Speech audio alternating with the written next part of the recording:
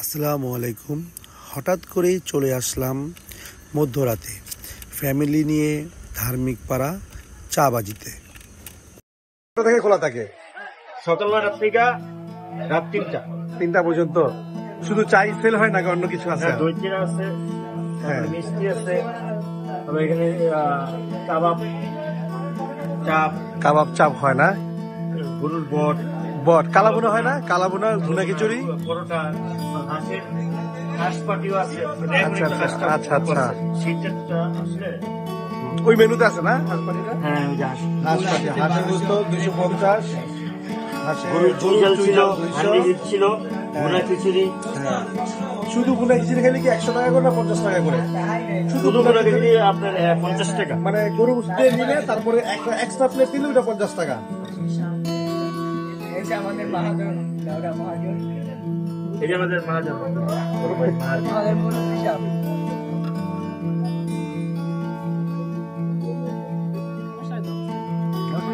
হচ্ছে আজকে আম্মুকে নিয়ে আসছি চা খাওয়ার জন্য।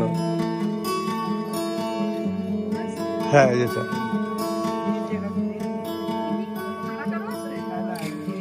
চিনিটা আমারটা। ভাইয়া কোনটা চিনিটা?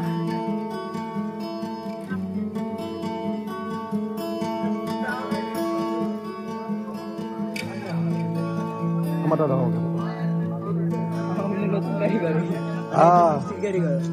আচ্ছা, ও মিস্ত্রি কারিগর না? আরেকজন ছিল না, ও চশমা পড়তো যে? আমার মতো একটা ছেলে। হ্যাঁ চলে গেছে। ও ডিউটি শেষ না?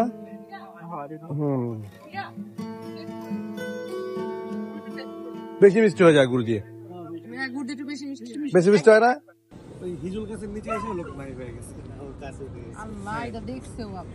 পরে হিজুল গাছের নিচে এসে নাই হয়ে গেছে। আম্মা যখন দেখছে যে নাই হয়ে গেছে তখন তো আম্মা খুব ভয় পেয়ে গেছে। আসলে তো ওই লোক নাই, এটা তাহলে কি?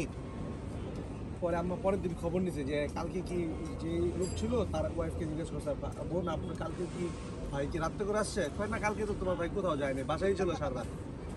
আমরা তো পরে বুঝছি যে আসলে বিষয়টা অন্য কিছু।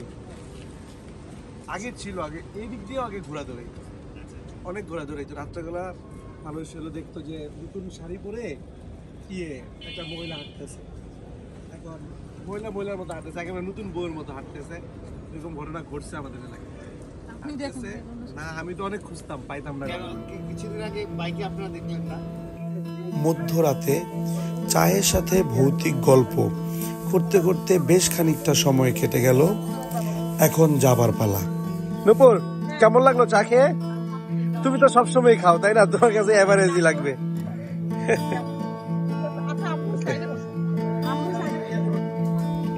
সবাইকে বিদায় জানিয়ে রওনা হলাম বাসার উদ্দেশ্যে।